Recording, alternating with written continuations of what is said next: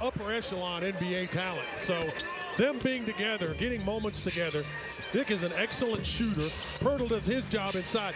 This is a team that can beat you, no doubt about it. And all they got to do is have one good evening, and they're capable of doing that. Quickly for three. Quickly's coming off a 22-point performance last night at Madison Square Garden, where the Raptors fell 112-98. Around the horn it goes. LeVert wants Allen in the high post. He's in a battle with Barrett. Mobley uncorks a three and cans it. Boy, that was right over top of Scotty Barnes. He was right on Evan, and Evans now from that three-point line. It was before, whenever he's wide open, he's starting to shoot that ball in rhythm no matter who is close. Those two will always be intertwined. As Scotty Barnes was picked one spot after Evan Mobley. They went 3 and 4 back in 2021. Grady Dick inside. He'll bank and score. Scotty's made it known a couple times he likes getting after Evan. Yeah, he takes it as a challenge.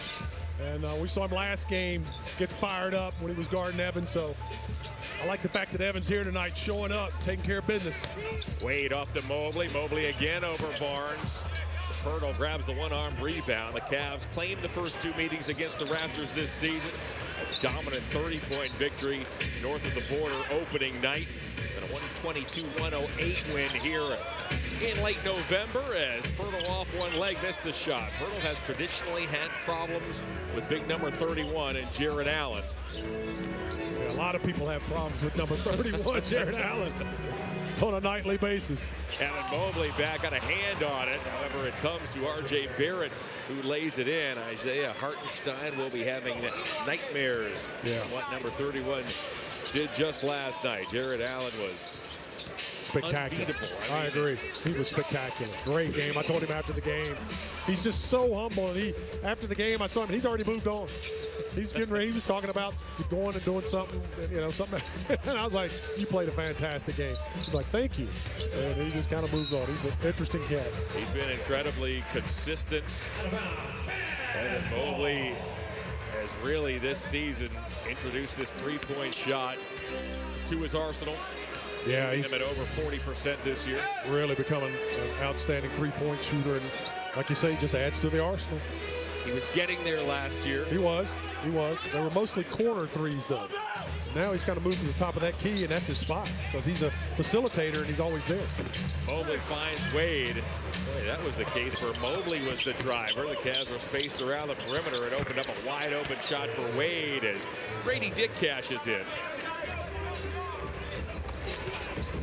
Both Allen and Mobley put on a show last night as Garland gets inside. He'll float it up and in. Last night was the first time Cavalier teammates went for 20 points, 10 rebounds, and 5 assists since back in November of 2017 when LeBron James and Dwayne Wade teamed up to do it. That's fantastic. Good company right there, I'll tell you that. That was a strange campaign. The Cavs' final run to the finals during that 4-game stretch. A lot of guys in and out of that Cavalier lineup, including Dwayne Wade. I keep asking all these guys, man, you got a statue in Miami, but then you finish up in Cleveland? What are we doing? You don't get the pick. He went to Chicago. That's right, he went to Chicago, Cleveland. I'm sure he went back to Miami. As Garland strolls down the lane and lays it in. Boy, Garland's dagger with under 30 seconds remaining with the finishing touches on a gorgeous win here last night. That was a great basketball game. If you're a fan, if you're a purist that love basketball, I mean, that was just a heavyweight battle. And you didn't know what was going to happen all the way down to 3 minutes to go in the game. And nobody on either club disappointed. No, everybody played fantastic. Quickly steps back for three. I thought Kenny put it best. He was talking about how pure the game was. Yeah, it was one of the best I've seen. Showboating. There wasn't trash talking. Garland, he gets pushed and fouled. There wasn't a lot of complaining. Disrespect. It was just basketball. Playing b-ball. Between the best two teams in each country. Love it. Love it. Well, Darius drives into that lane, and he keeps that dribble drive alive. And so difficult to understand because stuff like that. I mean, his crossover is fantastic. Grady gave him a little shove in the hip. So here is Garland, who over his last 8 games has dished out 59 assists to merely 14 turnovers. His quarterbacking of the Cavaliers down the stretch in those big games. We've talked about this before in terms of this team taking the next step, making that progression to where they want to go. This is a critical part what the Cavaliers do with Garland at the helm. Yeah. Max Strus had a huge game, as Serena just detailed moments ago last night. Yeah, no doubt, no doubt. There's some of all the parts. Everything's so critical.